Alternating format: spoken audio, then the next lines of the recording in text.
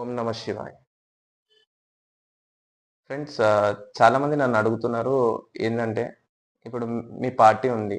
మీ party ఏం చేయాలనుకుంటుంది? ఒకవేళ ఆహ్, మీరు ఫార్మ్ చేస్తే నెక్స్ట్ ఎలక్షన్స్‌లో, లేదా మీరు గెలిస్తే ఏం చేద్దాం అనుకుంటున్నారు అనేసి కొంతమంది అడుగుతున్నారు.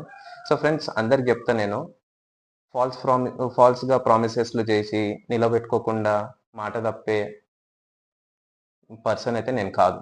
సో ఫస్ట్ ఆఫ్ ఆల్ నేను ఏదున్నా వాలిడ్‌గా మాట్లాడతా. దానికి న్యాయం చేయడానికి పోరాడతా. నేను ఫస్ట్ ఆఫ్ ఆల్ అందరికి చెప్పేదేందంటే, మన రాష్ట్ర అప్పుల్ని నేను క్లియర్ చేస్తా. అది ఎట్లా అని మీరు అడగొచ్చు. ఎందుకంటే అది లక్షల కోట్లుంది.